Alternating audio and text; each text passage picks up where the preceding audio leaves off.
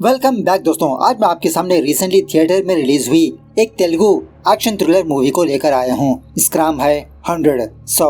Actually movie का hero एक serial actor है। जब एक आध मूवीज में काम करते रहता है। रिसेंटली इस बंदे की ये मूवी आई है। अब मूवी के बारे में बात करें तो नाइस, कहानी अच्छी लगी मुझे। तो अब चलिए फटाफट से वीडियो को स्टार्ट कर लेते हैं। उससे पहले लुटा दो प्यार, फॉलो ऑन इंस्टाग्राम। कहानी की शुरुआत में एक कपल को दिखाया जाता है, मधु और समीर, जो एक दूसरे में वीडियो कॉल के जरिए से बातचीत करते रहते हैं। और इन दोनों की बातों से हमको ये बात पता चलती है कि इन दोनों के बीच कोई बात को लेकर झगड़ा हो रहा है। मतलब समीर मधु से कुछ सवाल पूछते रहता है, मधु उसका जवाब नहीं देती। तभी समीर की आंखों के सामने ही मधु आत्महत्या कर लेती है, अपने आप को फांसी लगा लेती है। उसके बाद सीन थोड़ा सा फ्लैशबैक में जाने लगता है, जहाँ पर मूवी के हीरो विक्रांत को दिखाया जाता है। फिलहाल विक्रांत IPS की ट्रेनिंग ले रहा होता है। विक्रांत की शूटिंग स्किल्स को देखकर इसका हायर ऑफिसर इसकी बहुत तारीफ करने लगता है। कहने लगता है कि अपनी ट्रेनिंग खत्म होने के बाद तुम एनकाउंटर ऑफिसर बनो। लेकिन विक्रांत को ऐसे एनकाउंटर्स वगैरह करना बिल्कुल भी पसंद नहीं होता। इवन अपने सेल्फ डिफेंस के लिए भी ये गन के बजाय अपने दिमाग का इस्तेमाल करेगा। मतलब ऐसी मेंटालिटी होती है विक्रांत की। खैर कुछ दिनों के बाद विक्रांत की ट्रेनिंग खत्म हो जाती है। एक दिन जब विक्रांत कहीं पर जा रहा होता है तो एक लड़की अपनी कार से इसको ठोकने वाली होती है। एंड टाइम पर ब्रेक लगा देती है। विक्रांत इस लड़की के पास आकर कहने लगता है कि मैडम आपने स्टॉप लाइन क्रॉस किया। इस लड़की का नाम होता है आरती, यही मूवी की हीरोइन है। आरती भी कहने लगती है कि सर पहले तो रूल आपने तोड़ा, रेड लाइट पड़ने से पहले ऑरेंज लाइट पड़नी चाहिए, लेकिन आपके सिग्नल में तो ऑरेंज लाइट है ही नहीं। जब विक्रांत इसी के बारे में ट्रैफिक पुलिस ऑफिसर से पूछने पर यह बात पता चलती है कि यहाँ का सिग्नल थोड़ा प्रॉब्लम है। विक्रांत आरती को सॉरी बोलकर वहाँ से भेज देता है। वो ट्रैफिक पुलिस ऑफिसर विक्रांत से कहने लगता है, अरे सर उस लड़की को कितना घमंड है देखा आपने। विक्रांत कहने लगता है कि वो घमंड नहीं धैर्य है। हर लड़की को ऐसे ही धैर्य के साथ अपनी जिंदगी गुजारनी चाहिए। दूसरे सीन में गिरी नाम के एक CI को दिखाया जाता है।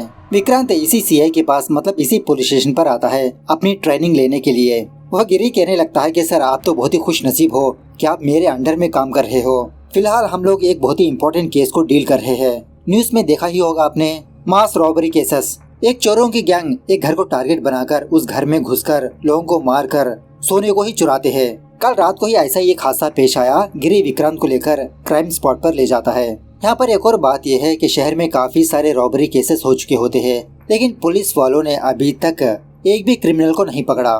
विक्रांत भी यहाँ पर आकर अपने तरीके से थोड़ा इन्वेस्टिगेशन करते रहता है, सबूतों को ढूंढने की कोशिश करने लगता है। मीडिया वाले गिरी के पास आकर काफी सारे सवाल पूछते रहते हैं, लेकिन गिरी मीडिया वालों से ढंग का जवाब ही नहीं देता। उसी वक्त विक्रांत को क्राइम स्पॉट पर एक सिगरेट और इसी तरह से साइकिल टायर का एक स्पोक मिलता है। गिरी यही कहने लगता है कि सर क्राइम स्पॉट पर जो भी चीज मिलती है वो सबूत नहीं। विक्रांत भी कहने लगता है कि क्राइम स्पॉट पर जो भी चीज मिलती है वो एज ए सबूत की तरह ही देखा जाता है, कंफर्मेशन के बाद पता चलेगा। गिरी कहने लगता है कि सर आप इस केस को लाइट ले लो, शाम में एक प्रोग्राम होने वाला है, वहाँ पर जाना है हमें। सो उसी रात विक्रांत और काफी सारे पुलिस वाले उस प्रोग्राम पर जाने लगते हैं। वहाँ पर कुछ VIPs आने वाले होते हैं उनकी प्रोटेक्शन के लिए। इस प्रोग्राम का चीफ गेस्ट होता है एक बहुत बड़ा जज। विक्रांत इसको रिसीव करने लगता है। इत्तेफाक से इसी प्रोग्राम पर वो आरती अपना डांस परफॉर्मेंस करने लगती है। अब विक्रांत इस आरती को देखकर फ्लैट हो जाता है। पहली नजर में ही इसको प्यार होने लगता है। डांस करते समय आरती का एक सोने का हार नीचे गिर जाता है। आरती इसको नोटिस नहीं करती, लेकिन विक्रांत इस चीज को नोटिस करके उस हार को ले जाकर आरती को देने लगता है। आरती भी विक्रांत को पहचान कर थैंक यू बोलने लगती है। जब विक्रांत वहाँ से जा रहा होता है तो इसकी टक्कर मधु से होती है। वही मधु मूवी की स्टार्टिंग में मर गई थी ना। उसके बाद सीन प्रेजेंट डे पर शिफ्ट होता है। वो समीर मधु को बचाने के लिए उसके घर पर जाने लगता है, लेकिन तब तक देरी हो चुकी होती है। खैर उसके बाद विक्रांत को फाइनली इसी हैदराबाद में ही इसकी पोस्टिंग होती है। यह जानने के बाद विक्रांत की माँ बहुत खुश होने लगती है कि फाइनली तुमने अपने गोल को अचीव कर ही लिया।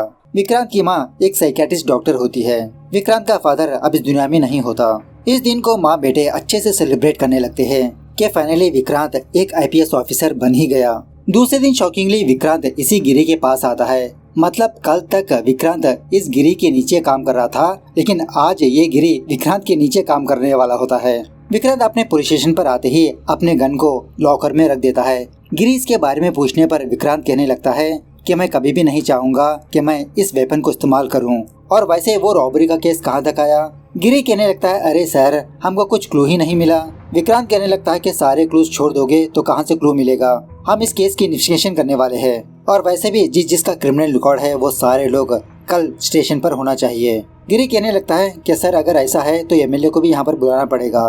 विक्रांत कहने लगता है सो व्हाट, बुलाओ। सो दूसरे दिन वो एमएलए अपने आदमियों के साथ पुलिस स्टेशन पर आता है। विक्रांत को देखते ही इस एमएलए के आदमी इस पर अटैक करने की कोशिश करने लगते हैं, लेकिन विक्रांत जबरदस्त तरीके से फाइट करके इनको अच्छा सा सबक सिखाता है। उसके बाद उस एमएलए को वार्न करने लगता है कि तुम दोबारा रिपीट मत करो, अगर तुम कायदे में रहोगे तो मैं खुद तुम्हें रेस्पेक्ट दूंगा। उसके बाद जब विक्रांत वापस अपने घर पर आता है तो इसकी माँ समीर नाम के एक बंदे को फोन के जरिए से काउंसलिंग देती रहती है। विक्रांत को समीर का केस समझाने लगती है। ये समीर और कोई नहीं मधु का बीएफ होता है। विक्रांत से कहने लगती है कि एक्चुअली समीर मेरा एक पेशेंट है और इसी तरह वो एक इथिकल हैकर भी है। अपने जीएफ को एक छोटी सी लिंक भेजकर उसका फोन हैक किया। इसी दरमियान में समीर को ये बात पता चली कि मधु को कुछ अननोन नंबर से व्हाट्सएप मैसेजेस आने लगे। समीर बार बार मधु से इन्हीं मैसेजेस के बारे में पूछने लगा तो मधु इसका जवाब भी नहीं दिया। फाइनली एक दिन मधु अपने आप को मार लिया तो इसका जिम्मेदार समीर अपने आप को ठहरा रहा है। मतलब समीर बहुत ही गिल्ट में होता है। समीर विक्रांत की माँ से ये भी कहने लगा था कि मधु की मौत के जिम्मेदार मैं अकेला नहीं हूँ, एक और वजह भी है, लेकिन वो वजह क्या है मुझे नहीं पता। दूसरे दिन विक्रांत की माँ विक्रांत और समीर को अपने क्लिनिक पर बुलाकर इन दोनों का इंट्रोडक्शन करवाने लगती है। विक्रांत समीर को समझाते हुए कहने लगता है देखो जो बीत गया उसे हम बदल नहीं सकते, लेकिन जो आने वाला कल है हम उसे जरूर बदल सकते हैं। तुम एक इथिकल हैकर हो, अच्छा फ्यूचर है तुम्हारा। तुमको अब काउंसलिंग की नहीं बल्कि काम की जरूरत है। तुम मेरे टीम में शामिल हो जाओ, वर्क में बिजी रहोगे। सो समीर भी ओके कहने की वजह से विक्रांत समीर को अपने पुलिस स्टेशन पर लाकर अपने सारे टीम मेंबर से इंट्रोड्यूस करवाने लगता है। समीर यहाँ पर आते ही गिरी को एक व्हाट्सएप लिंक भेजकर उसका सारा कच्चा चिट्ठा बोलने लगता है कि अभी थोड़ी देर पहले आप कौन सा शो देख रहे थे, 5 मिनट में क्या क्या ब्राउजिंग किया। उसके बाद विक्रांत इस समीर को कुछ क्रिमिनल्स के नाम बोलकर उनका फोन नंबर, लोकेशन वगैरह ट्रैक करने के लिए कहता है। सो समीर इस काम पर लगा रहता है और जो भी चीज इसको नजर आती है, पता चलती है, सारी चीजें विक्रांत को अपडेट करते रहता है। भाई कौन सा क्रिमिनल कहाँ पर था, किससे बात किया, क्या डीलिंग हुई। एक दिन विक्रांत विद्या नाम की एक लड़की से मिलने के लिए एक कैफे पर आता है। विद्या को रिसेंटली सॉफ्टवेयर कंपनी में जॉब मिली होती है। विक्रांत विद्या को एक अच्छा सा गिफ्ट देने लगता है। यहाँ पर एक और बात यह है कि एक्चुअली विद्या विक्रांत से बहुत प्यार करती रहती है, प्रपोज भी किया था, लेकिन विक्रांत विद्या को एज ए फ्रेंड के नजरिए से ही देखते रहता है। विद्या अपने फियांस को भी यहाँ पर बुलाकर विक्रांत से इंट्रोड्यूस करवाने लगती है। उसी वक्त विक्रांत को ये इन्फॉर्मेशन मिलती है कि किसी जगह पर एक बंदे की मौत हो गई। मीडिया वालों का कहना ये होता है कि इस बंदे को एमएलए ने ही मारा क्योंकि मरा हुआ बंदा एमएलए का दुश्मन था। विक्रांत क्राइम स्पॉट पर आकर अच्छे से इंस्पेक्शन करने लगता है। मीडिया वालों के सामने आकर कहने लगता है कि उस एमएलए का और इस मरे हुए बंदे का कोई भी कनेक्शन ही नहीं है। इस बंदे की हत्या उस एमएलए ने नहीं किया। हाँ ये बात सच है कि एमएलए और उसके आदमी इस रास्ते से गुजरे, लेकिन इस बंदे को नहीं मारा। उसके बाद विक्रांत अपने पुलिस स्टेशन पर आकर अपनी टीम को गैदर करके केस की डिटेल्स बताने लगता है। समीर ऑलरेडी उस एमएलए को ट्रैक कर रहा होता है ना, तो इसी से विक्रांत को ये बात पता चलती है कि उस बंदे की हत्या एमएलए और उसके आदमियों ने नहीं किया। ये मर्डर उस रॉबरी गैंग का है। उन लोगों ने साइकिल के स्पोक से अपना वेपन बनाया, मतलब इस छोटी सी रॉड को कुछ जहर लगाकर अपने विक्टिम्स को मारने लगे। जब वो जहर किसी भी इंसान के शरीर में जाता है वो बंदा हार्ट अटैक की वजह से मर जाता है। उसके बाद वो रॉबरी करने वाले घर के सारे सोने को चुरा ले जाते हैं। मरे हुए बंदे के पोस्टमार्टम रिपोर्ट देखने पर विक्रांत को ये बात पता चली कि ऐसा जहर जंगलों में ही पाया जाता है, एक स्पेशल पेड़ के लिक्विड से बनाया जाता है। और इसी तरह क्राइम स्पॉट पर एक सिगरेट भी मिली और ऐसी सिगरेट बीड़ी उड़ीसा में ही मिलती है। शायद रॉबरी करने वाले उड़ीसा से आए होंगे। वो रॉबरीज हर महीने के एक स्पेशल डेट को होने लगी और उस दिन अमावस्या की रात थी। मतलब चोर अमावस्या की रात को ही घर में चोरियां करने के लिए जाते हैं। गिरी पूछने लगता है लेकिन सर रिसेंटली जो बंदा मरा उसके घर में तो कोई चोरी नहीं हुई। विक्रांत कहने लगता है हाँ, मरा हुआ बंदा एक पॉलिटिशियन था, उसके पास गन थी। शायद चोरों ने ये चीज एक्सपेक्ट नहीं किया, इसलिए उस पर हमला करके बिना चोरी किए वहाँ से भाग गए। आने वाले अमावस्या के दिन जरूर वो लोग एक और चोरी करेंगे, उससे पहले हमें उनको पकड़ना होगा। उसके बाद विक्रांत तो कुछ गुंडों को बुलाकर यही बात पूछने लगता है कि चोरी के सोने को तुम लोग कहाँ पर बेचते हो। वो लोग एक सेठ का नाम बोलते हैं। विक्रांत और उसकी टीम मेंबर्स उसके घर पर जाने पर वो बंदा सारा सोना पुलिस वालों के सामने रख देता है। कहने लगता है कि सर वो लोग पता नहीं जब कभी भी मेरे पास आते मास्क पहनकर आते, जो कुछ भी सोने का माल चुराया वो मेरे घर में छुपा रहे थे। मतलब उनका एक टारगेट होता है, टारगेट खत्म होने के बाद वो लोग मुझे कुछ हिस्सा भी देने का वादा किया। इस तरह से सच बता देता है विक्रांत को। बाद में पुलिस वाले इस सारे सोने को पब्लिक को दे देते हैं, मतलब जिनकी चीजें होती है उनको बुलाकर दे देते हैं। गिरी विक्रांत के पास आकर कहने लगता है कि सर अब हमारे पास सिर्फ एक गहना ही बचा है, इसके रिलेटेड कोई भी मिसिंग कंप्लेंट नहीं आई। जब विक्रांत इस गहने को देखता है तो ये शॉक में रह जाता है, क्योंकि ये गहना आरती का होता है। उस दिन डांस परफॉर्मेंस के टाइम देखा था। सो विक्रांत और गिरी आरती के घर पर जाकर आरती के फादर से इस गहने के बारे में पूछने लगते हैं, क्या ये गहना आपकी बेटी का है? लेकिन आरती का फादर टोटली मना कर देता है, नहीं ये हमारा गहना नहीं है, हमारे घर में कोई चोरी नहीं हुई। विक्रांत समझ जाता है कि ये बाप बेटे जरूर कुछ छुपा रहे हैं। आखिरकार क्या वजह हो सकती है इन दोनों ने झूठ कहा? आरती भी विक्रांत से कुछ नहीं कहती, लेकिन शॉकिंगली उसी रात आरती का फादर विक्रांत के घर पर आता है। कहने लगता है कि सर वो हार मेरी बेटी का ही है। विक्रांत कहने लगता है मुझे पता है सर, लेकिन आपने ये बात क्यों छुपाई? आरती का फादर जो हुआ वो विक्रांत को बताने लगता है। सीन थोड़ा सा फ्लैशबैक में जाने लगता है। आरती का फादर का नाम होता है रामकृष्णा।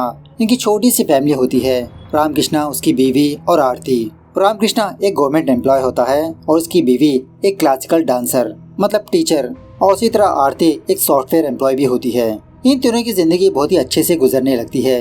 एक और बात यह है कि रामकृष्णा और उसकी बीवी की लव मैरिज होती है।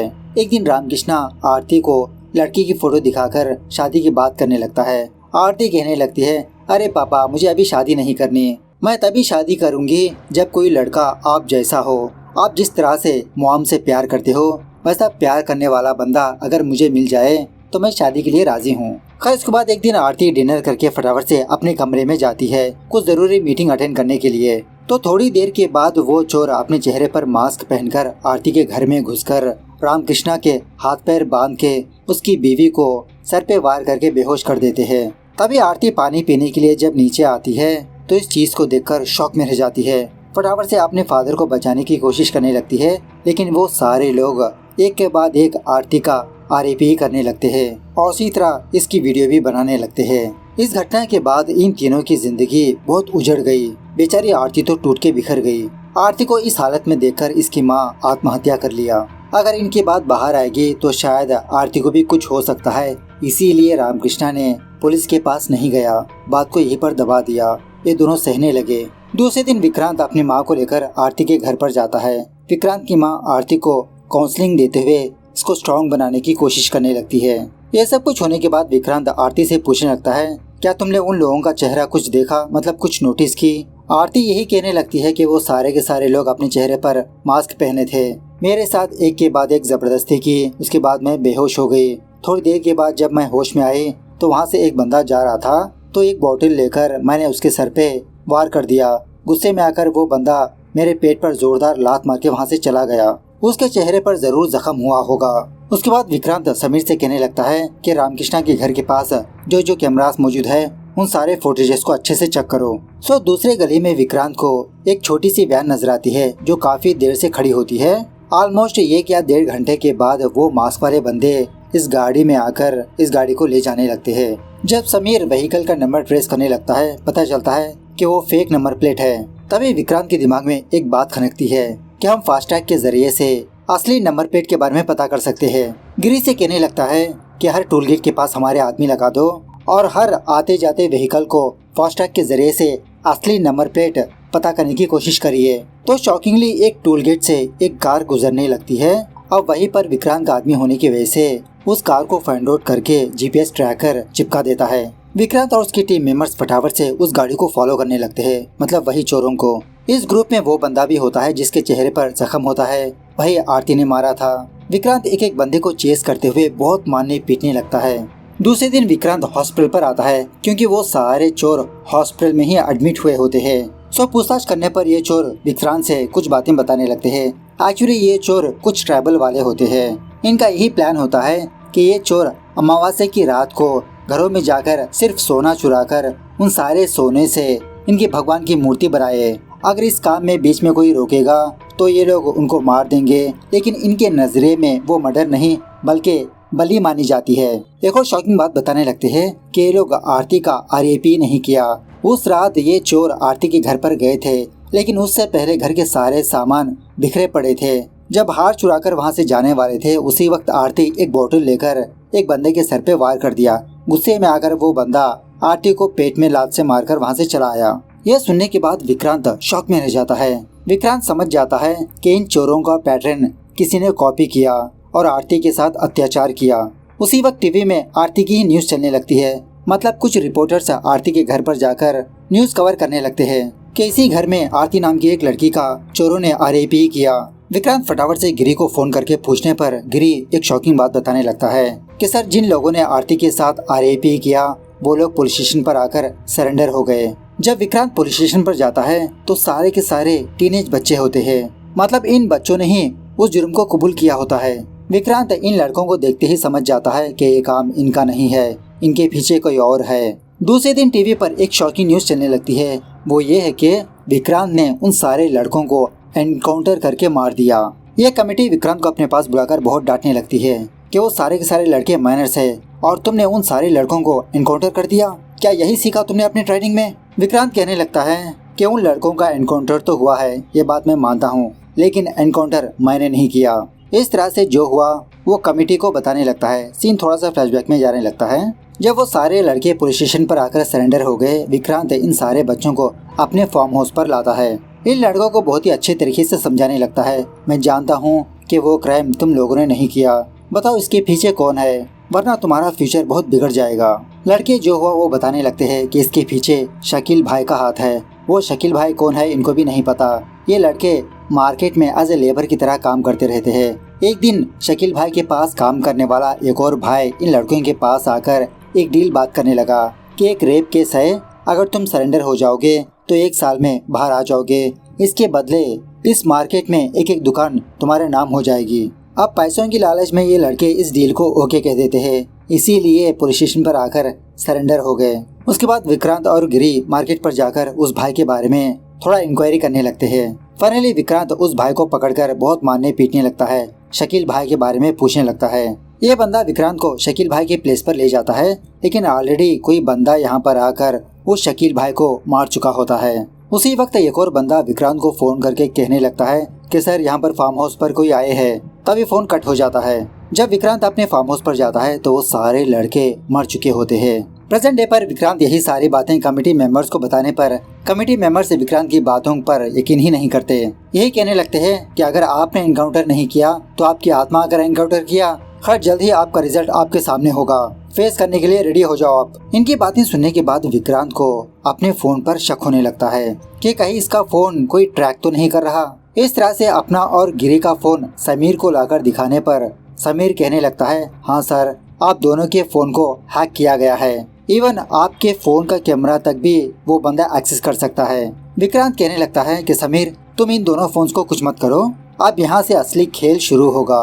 ऑडियो कुछ और होगा, विजुअल कुछ और होगा। उसके बाद विक्रांत और उसकी माँ आरती और रामकृष्णा के घर पर आकर थोड़ा डिनर वगैरह करने लगते हैं। और उसी तरह विक्रांत की माँ आरती को थोड़ा काउंसलिंग भी देने लगती है, क्योंकि ये अभी भी दुखी होती है। वो दोनों जाने के बाद आरती विक्रांत की फोटो लेकर बहुत फूट फूट के रोने लगती है। बात यह है कि कुछ दिनों पहले रामकृष्णा ने एक फोटो आरती को दिखाई थी ना, वो फोटो विक्रांत की ही होती है। फोटो देखने के बाद वो 2 घटनाएं पेश आई, सिग्नल के पास और प्रोग्राम के पास। अपने पापा से कह दिया कि लड़का तो अच्छा है, मैं और थोड़ा ऑब्जर्व करना चाहती हूँ। इस तरह से ये भी विक्रांत से प्यार करने लगती है। लेकिन इसी दरमियान में आरती के साथ वो घटना पेश आई जिसकी वजह से इसकी जिंदगी टूट के बिखर गई। उसके बाद विक्रांत के वो फ्रेंड विद्या विक्रांत को फोन करके कहने लगती है, हमारे बॉस की एक और कंपनी भी है, ऑयल गैस की कंपनी, और इसी कंपनी में मधु भी काम किया करती थी जिसने आत्महत्या किया। इसके बारे में जानने के लिए मैं उसके हॉस्टल पर गई। वहाँ पर मधु के कुछ बिलोंगिंग्स मिले मुझे। मरने से पहले मधु ने कोई चीज आरती को कुरियर किया। ये सुनने के बाद विक्रांत शॉक में रह जाता है। क्या आरती ऑलरेडी मधु को जानती थी? इन दोनों का क्या कनेक्शन है? इस तरह से आरती के पास जाकर मधु के बारे में पूछने लगता है। आरती विक्रांत को जो हुआ वो बताने लगती है। एक्चुअली कॉलेज डेज में मधु इसकी सीनियर थी। कुछ दिनों पहले गेट टुगेदर के लिए मधु आरती को अपने पास बुलाया। बातों ही बातों में मधु आरती को लेकर अपने चेयरमैन के पास जाती है। इसका चेयरमैन कहने लगता है कि मधु ने तुम्हारे बारे में काफी बार जिक्र किया, तुम बहुत ही टैलेंटेड हो, तुम हमारे कंपनी में ज्वाइन हो सकती हो। अच्छा पैकेज भी ऑफर करने लगता है, लेकिन आरती टोटली मना कर देती है। उसके बाद मधु काफी सारी बार आरती को फोन करके इसी के बारे में पूछने लगी कि तुम हमारी कंपनी में ज्वाइन हो जाओ, लेकिन हर बार आरती मना करने लगी। टोटली मधु का फोन नंबर ब्लॉक ही कर दिया। विक्रांत कहने लगता है कि एक्चुअली मधु अब इस दुनिया में नहीं है, उसने आत्महत्या कर लिया। ये सुनने के बाद आरती शॉक में रह जाती है और मरने से पहले उसने तुम्हें एक कुरियर भेजा। आरती के साथ जो घटना पेश आई उसके बाद इसने कोई भी मेल चेक नहीं किया। सो मेल बॉक्स पर जाकर चेक करने पर सच में मधु ने आरती को एक कुरियर भेजा होता है। इस कुरियर में एक पेनड्राइव होता है, इसमें मधु की एक वीडियो होती है। सीन थोड़ा फ्लैशबैक में जाने लगता है। मधु जिस कंपनी में काम करती है उस कंपनी का चेयरमैन अपने बेटे को इंट्रोड्यूस करवाने लगता है। इसका नाम होता है वल्लभा। यह वल्लभा स्टेज पर आकर अपने स्टाफ को बहुत ही अच्छी सी स्पीच देने लगता है और उसी तरह इस बार भी बेस्ट एम्प्लॉय मधु को ही मिलता है। उसके बाद वल्लभा मधु को एक टास्क देता है, मतलब अपने एक क्लाइंट के पास जाकर प्रेजेंटेशन देते हुए प्रोजेक्ट को अप्रूव करवाने के लिए कहता है। सो मधु उसी तरह से उस क्लाइंट के पास जाकर अच्छे से प्रेजेंटेशन देने लगती है, लेकिन वो बंदा मधु को थोड़ा इधर उधर टच करने लगता है, जिसकी वजह से मधु वहाँ से बाहर आकर वल्लभा को फोन करके यही बात कहने लगती है कि सर वो क्लाइंट मेरे साथ बदतमीजी से पेश आया। वल्लभा कहने लगता है, अरे मधु तो तुम वहाँ से चली आ गई, कम ऑन यार, अगर तुमने मना किया तो मैं जानता हूँ कि तुम्हारे फादर कहाँ पर काम करते हैं, शायद तुम्हारे पिताजी की किसी एक्शन में मौत हो जाए। इस तरह से मधु को धमकाने लगता है। बेचारी मधु अपने फादर की जान को बचाने के लिए अपने जिस्म का सौदा करके प्रोजेक्ट को अप्रूव करवा लेती है। ऑफिस आने के बाद सारे स्टाफ मधु की बहुत तारीफ करने लगते हैं, लेकिन मधु इन तारीफों से खुश नहीं होती। वल्लभा के पास जाकर कहने लगती है कि सर मैं रिजिग्नेशन देना चाहती हूँ, लेकिन वल्लभा मधु को कल वाली वीडियो दिखाने लगता है। मतलब मधु ने जिस बंदे के साथ कांड किया उसकी वीडियो ऑलरेडी बना चुका होता है, यही वीडियो दिखाकर ब्लैकमेल करने लगता है। बस यही नहीं, वल्लभा मधु को अपने फार्म हाउस पर ले जाकर अपने दोस्तों के साथ भी एंजॉय करने लगता है। हर बार वल्लभा और उसके फ्रेंड्स इसकी वीडियो बनाते रहते हैं। बेचारी मधु इसी दलदल में फंस के रह जाती है। धीरे धीरे वल्लभा अपने ऑफिस की बाकी लड़कियों को भी टारगेट करने लगता है। मतलब इन लड़कियों को अपने क्लाइंट्स के पास भेजता, प्रोजेक्ट अप्रूव करवा लेता, इनकी वीडियो बनाकर दोबारा ब्लैकमेल करता। अपनी इज्जत बचाने के लिए एक भी लड़की इसके खिलाफ कंप्लेंट नहीं देती। सो इसी दरमियान में वल्लभा की नज़र आरती पर पड़ती है। मतलब वल्लभा के कंपनी को जो प्रोजेक्ट आने वाला होता है वो प्रोजेक्ट आरती की वजह से उसकी कंपनी को गया होता है। अब मधु तो आरती की फ्रेंड होती है। सो वल्लभा ने मधु से कहा था कि तुम आरती को मनवाओ कि वो हमारे कंपनी में आए। इसलिए मधु बार बार आरती को फोन करने लगी और लकीली आरती बार बार मना करने लगी। आरती की डिसीजन से मधु भी बहुत खुश होती है। इसके कुछ दिनों के बाद आरती का वो डांस परफॉर्मेंस चलने लगता है। वहाँ का चीफ गेस्ट एक जज होता है, मैंने कहा था ना। तो वल्लभा और उसका फादर इस जज से कहने लगता है कि सर हमारे प्रोजेक्ट के बारे में आप थोड़ा सोचिए और ये लड़की आपकी हो जाएगी। ये बात जानने के बाद मधु आरती से बात करने की कोशिश की, लेकिन आरती इसको इग्नोर करने लगी। सो इसी दिन मधु की टक्कर विक्रांत से होती है। जब विक्रांत हार देने के लिए आरती के पास गया था, उसके बाद मधु का बीएफ समीर मधु के बर्ताव की वजह से इसका फोन हैक करने पर इसको ये बात पता चली कि मधु को किसी के साइड से अजीब के मैसेजेस आ रहे हैं। समीर मधु से इसी के बारे में पूछ रहा था, लेकिन मधु समीर को कुछ भी नहीं बताई, क्योंकि अगर समीर को बताती शायद वल्लभा समीर को भी मार देता। फाइनली बेचारी मधु इस जिंदगी से तंग आकर आत्महत्या कर लिया। प्रेजेंट डे पर मधु के बारे में जानने के बाद आरती बहुत रोने लगती है। यहीं पर हमको एक और बात पता चलती है कि विक्रांत की वो फ्रेंड विद्या भी एक ऑफिसर होती है। विद्या को वल्लभा के ऑफिस पर भेजा जॉब करने के लिए। मतलब जब चोरों के केस को इन्वेस्टिगेशन कर रहा था तो इस कंपनी के बारे में एक छोटी सी लीड मिली। इसके बारे में और जानने के लिए विद्या को इस कंपनी में भेजा। सो विद्या विक्रांत से कहा था कि बाकी कंपनियों से भी ज्यादा इस कंपनी में लड़कियों को काफी सारी सैलरी है, लेकिन एक भी लड़की खुश नहीं है। विद्या को उस कंपनी में भेजने का एक और रीजन भी होता है, वो ये कि वल्लभा की एक और गैस कंपनी होती है ना, उस कंपनी के रिलेटेड आरती के फादर रामकृष्ण ने कुछ सबूतों को इकट्ठा किया।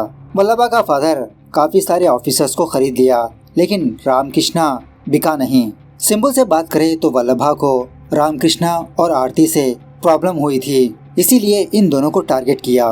वल्लभा और उसके फ्रेंड्स उस रात केस की फाइल हासिल करने के लिए रामकृष्ण के घर पर गए। वहीं पर आरती भी नजर आने पर उसका आरआईपी कर लिया इन दोनों ने। मतलब वल्लभा उसके फ्रेंड्स ने उन चोरों का पैटर्न फॉलो किया। खैर उसके बाद विक्रांत विद्या को फोन करके कहने लगता है कि तुम वल्लभा की कैबिन में जाकर उसके लैपटॉप से वो सारी वीडियोस हासिल कर लो। सो विद्या उसी तरह से चोरी चुपके वल्लभा का लैपटॉप हैक करके वो सारी वीडियोस हासिल करके विक्रांत को सेंड कर देती है।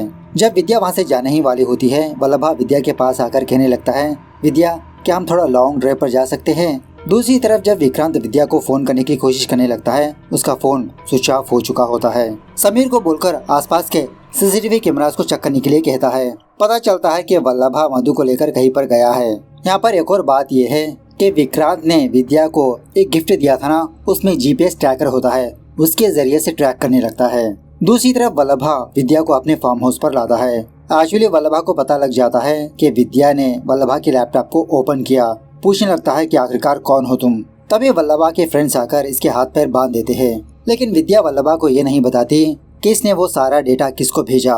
दूसरी तरफ विक्रांत अपनी गन लेकर आरती के साथ वल्लभा के फार्म हाउस पर जाने लगता है। एट द सेम टाइम विद्या भी एक बंदे को टपकाकर बाहर आती है। उसके बाद क्या था, विक्रांत उन सारे लोगों को जबरदस्त तरीके से मारने पीटने लगता है। एक्चुअली एक एक करके मार ही देता है। जब फाइनली वल्लभा की बारी आती है तो विक्रांत आरती के हाथ में गन थमा देता है, क्योंकि इसी वल्लभा ने आरती का रेप ही किया।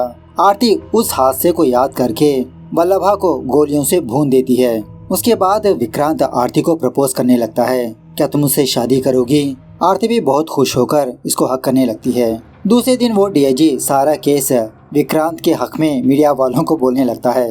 इस तरह से ये मूवी यहाँ पर दी एंड होती है। सो मूवी कैसे लगी कमेंट करके बताना जरूर। मिलते हैं अगली वीडियो में, तब तक take care, bye bye, see you soon.